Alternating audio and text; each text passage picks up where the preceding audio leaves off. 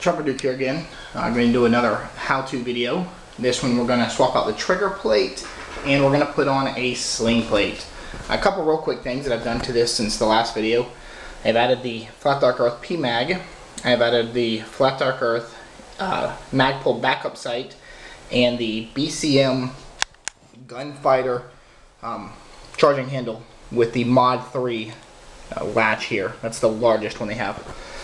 This is mounted in the T12 position. That allows me to pull this all the way back like so, and it still doesn't interfere with this. So we'll get ready and get started on making those swaps.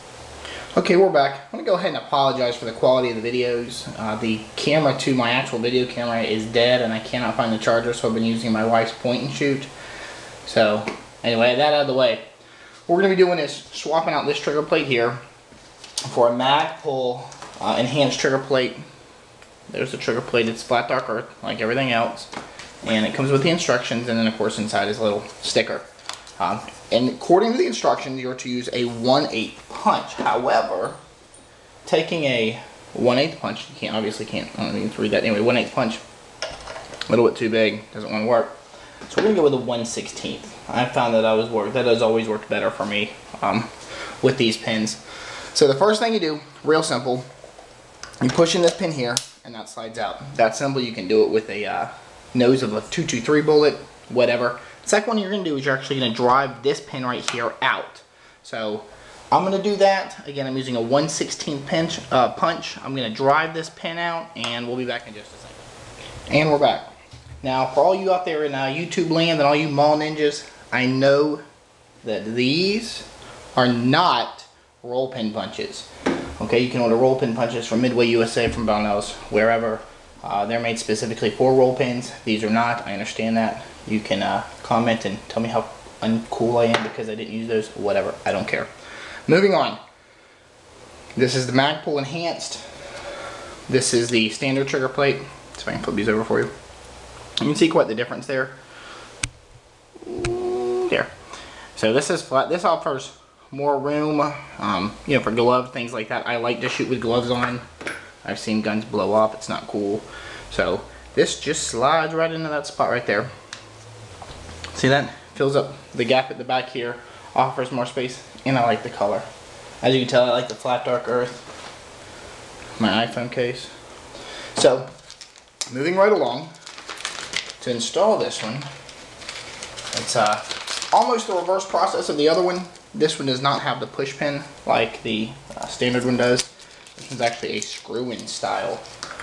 Almost like it's a set screw basically. You can see that it's a really tiny set screw. There's a little bit of blue Loctite on there. And then of course you have a replacement roll pin, or a punch pin, roll pin.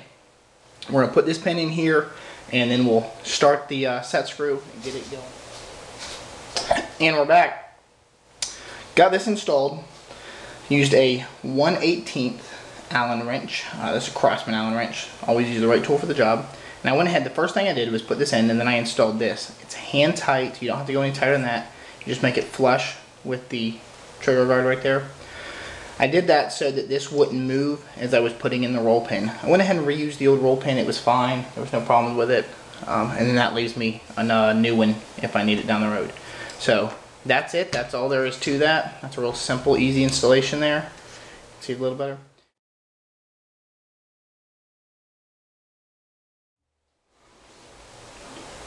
Okay, now we're going to go ahead and start the sling plate swap over replacement. We're going to just replace this standard Viltor end plate here, and we're going to replace it with a Viltor sling plate. Now I really like this one. I've used this one before. I've actually had this one for a little while.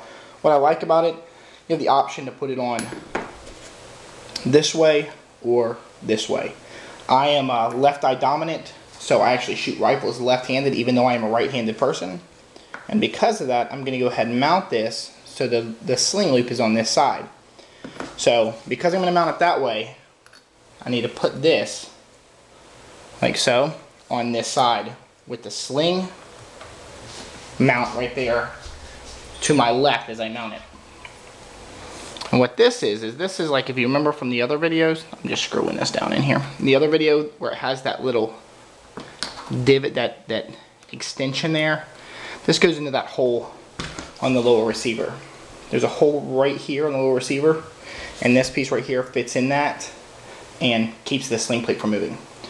So I'm going to go ahead and break this down. I'm going to remove the stock and remove the buffer tube, and then when we come back, we'll remove the castle nut and the plate. Alright, we're back.